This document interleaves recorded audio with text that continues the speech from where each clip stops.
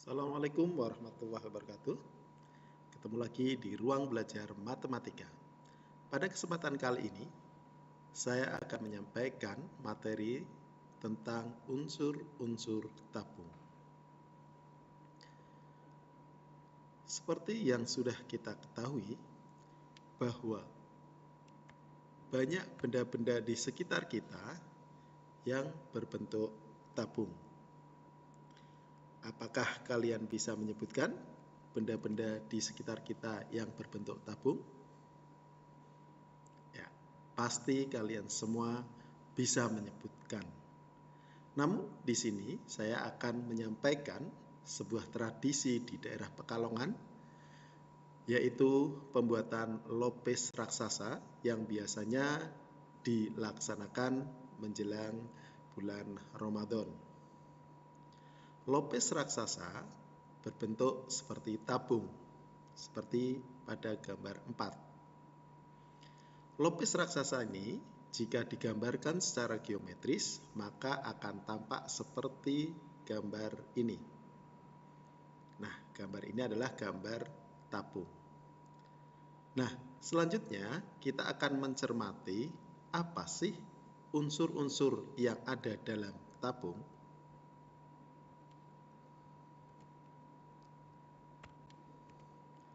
Yang pertama, unsur tabung adalah alas dan tutup tabung.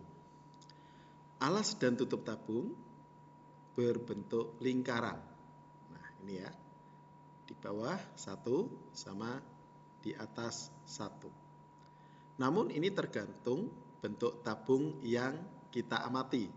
Kadang kedua alas dan tutup itu tertutup, artinya lingkarannya ada 2. Semuanya tertutup. Tapi kadang salah satu terbuka, atau kadang dua-duanya terbuka.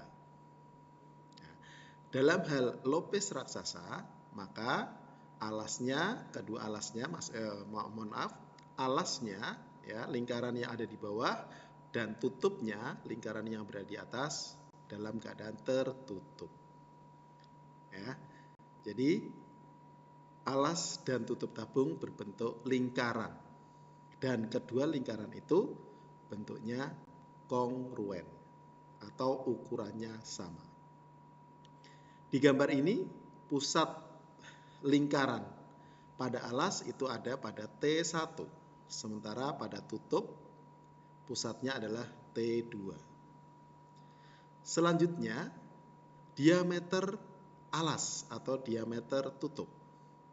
Seperti yang ada pada gambar ini, ya, diameter alas itu adalah AB. Anak-anak jangan terkecoh dengan gambar ini. Gambarnya berbentuk elips, tetapi sebenarnya di dalam bentuk nyata itu berbentuk lingkaran, sehingga AB adalah diameter. Nah, itu adalah diameter alas. Sementara diameter tutup adalah CD. Oke ya, kita sudah membahas alas dan tutup tabung berbentuk lingkaran. Kemudian pusat lingkaran alas dan tutup sudah kita bahas. Untuk alas di gambar ini adalah T1 dan pusat lingkaran tutup adalah T2. Diameternya untuk alas adalah AB, diameter tutup adalah CD. Panjang AB dan CD ini sama. Kita lanjutkan, kemudian jari-jari lingkaran. Bagaimana jari-jari lingkaran? Yang dimaksud jari-jari lingkaran di sini adalah jari-jari lingkaran alas atau jari-jari lingkaran tutup. Pada gambar ini, jari-jari lingkarannya adalah pada alas T1A atau T1B. Sementara jari-jari pada lingkaran tutup T2C dan T2D. Bagaimana panjangnya? Kita tahu pada lingkaran, ya, sifat pada lingkaran bahwa jari-jari adalah separuhnya diameter. Berarti T1A itu adalah setengah dari AB, atau kalau kita balik, AB sama dengan 2 kali T1A. Kita masuk ke tinggi tabung. Mana bagian tinggi tabung? Tinggi tabung adalah jarak antara alas dan tutup. Ya, jarak antara alas dan tutup. Maka pada gambar ini bisa diwakili oleh jarak antara T1 dan T2. Ini T.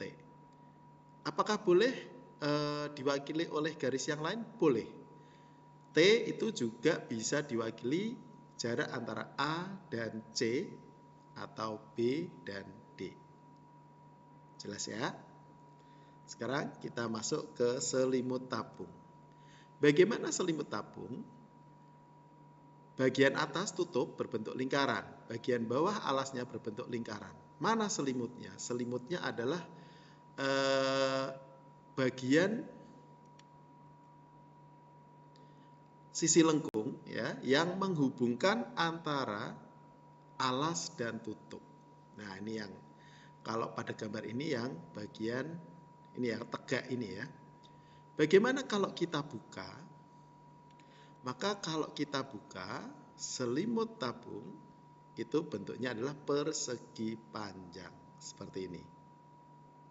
Ya, persegi panjang dengan kalau posisinya seperti ini, panjangnya ini ya, panjangnya sama dengan keliling lingkaran alas atau keliling lingkaran tutup dan lebarnya adalah tinggi tabung.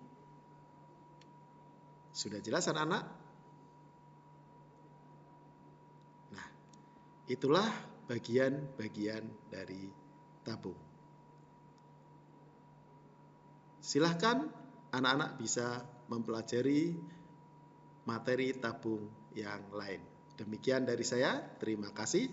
Assalamualaikum warahmatullahi wabarakatuh.